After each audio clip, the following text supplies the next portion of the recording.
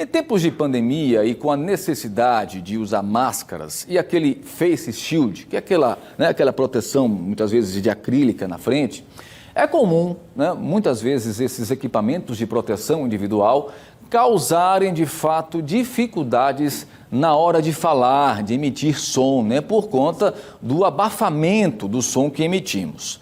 Os problemas ficam muito mais evidentes para pessoas que utilizam a voz como instrumento de trabalho. A exemplo dos professores. E aí, nesse caso, é preciso ter alguns cuidados para garantir a saúde vocal. São esses cuidados que iremos abordar a partir de agora no Pausa do Café com o fonoaudiólogo Jeová Amorim.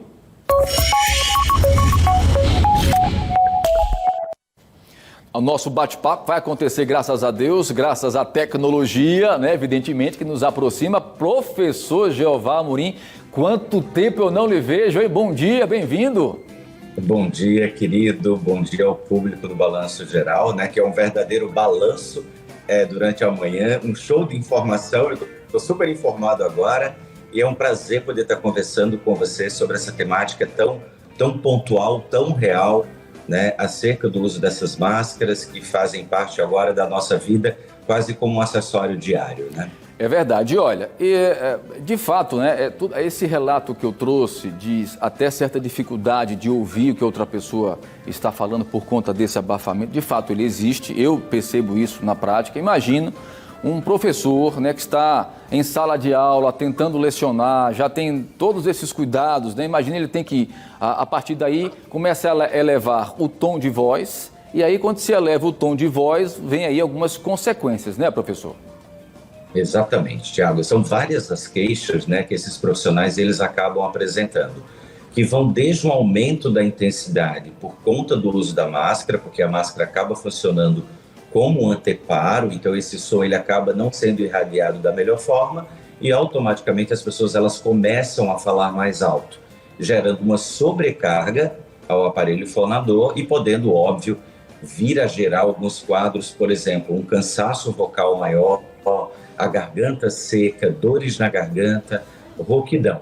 Porém, as dificuldades com o uso das máscaras, elas não ficam restritas apenas ao aumento da intensidade da voz. Fica também, nesse contexto, as dificuldades respiratórias, a dificuldade que eu tenho entre coordenar a minha respiração e a minha fala, a dificuldade, muitas vezes, a depender do tipo de máscara, de como eu vou articular essa fala. Hoje nós temos no mercado uma série de máscaras, Então, desde as máscaras que são confeccionadas em casa, aquelas máscaras de pano que ajudam, óbvio, a gente a avançar com essa transmissão, porém, quando eu aspiro o ar, ela não tem um poder de filtragem tão boa como as máscaras médicas, como no caso a N95 e a FFP2. Exato. E o mundo tem adotado e sugerido esses dois tipos de máscaras. Então, para você ter uma noção, a Europa, ela dá à população um voucher para que as pessoas elas adquiram esse tipo de máscara por um preço mais acessível. É outro mundo, Jeová? É outra perspectiva, Estamos longe disso, a gente tem que trabalhar com o que a gente tem, lamentavelmente, Exatamente. Agora, qual seria a saída, então, professor Jeová? O fato de muita gente não ter o hábito de aquecer a voz, Eu, por exemplo, que trabalho com a voz o dia inteiro, ou na TV, ou no rádio, ou em locuções, seja lá o que for, eu tenho que manter a minha voz aquecida, porque senão eu vou ter sérios problemas, Mas isso não é um hábito para as pessoas, Sobretudo para os profissionais da educação, que não tinha, de fato, essa necessidade, digamos assim, mas agora a realidade nos impõe tudo isso, É verdade, Tiago, veja, o aquecimento é algo super importante, e envolve exercícios simples. Agora, óbvio, um aquecimento ele tem que ser direcionado para o indivíduo, vai depender do tempo de que ele vai fazer uso da voz, enfim. Mas uma coisa que, assim, eu acho que vale a pena a gente comentar com o seu público é a questão da hidratação.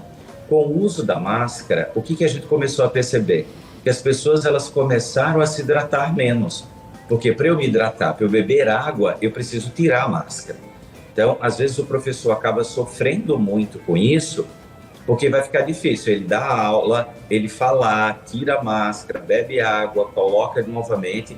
Então ele precisa buscar uma estratégia que ele possa se hidratar mais minutos antes da aula.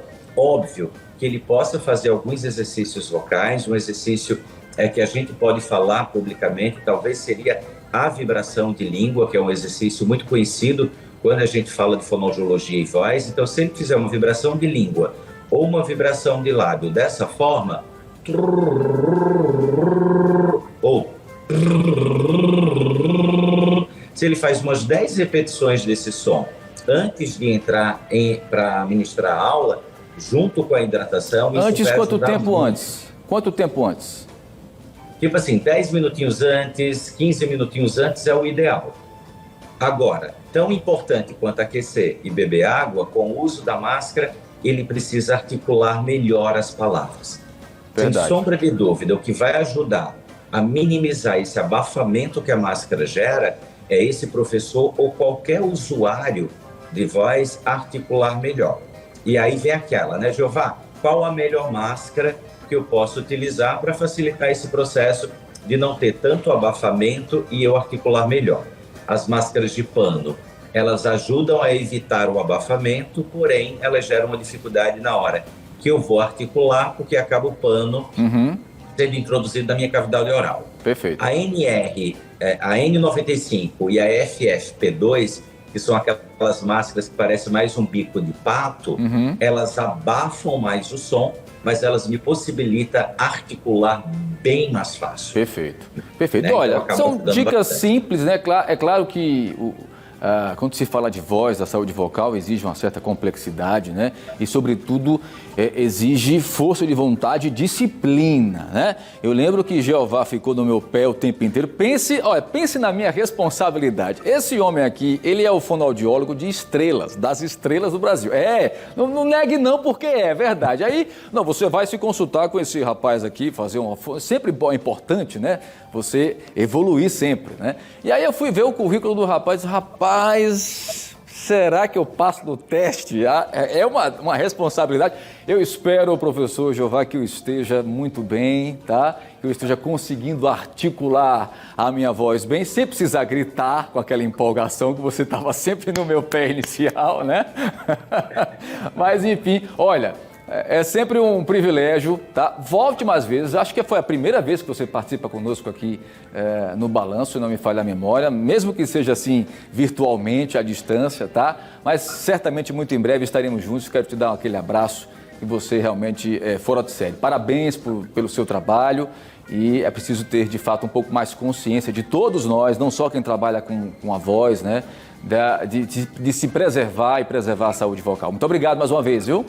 Obrigado a você, querido. Você está ótimo. Não vejo a hora de encontrá-lo, né, de nos abraçarmos e darmos aquelas sonoras risadas nos atendimentos com empolgação, o público sem tanta empolgação. Mas muito obrigado por esse espaço de poder levar informação de qualidade para o seu público. Gratidão e receba o meu abraço virtual e sonoro. Receba também o meu abraço, professor Jeová Amorim. Mais uma vez, muito obrigado, viu? Grande abraço para você, até a próxima.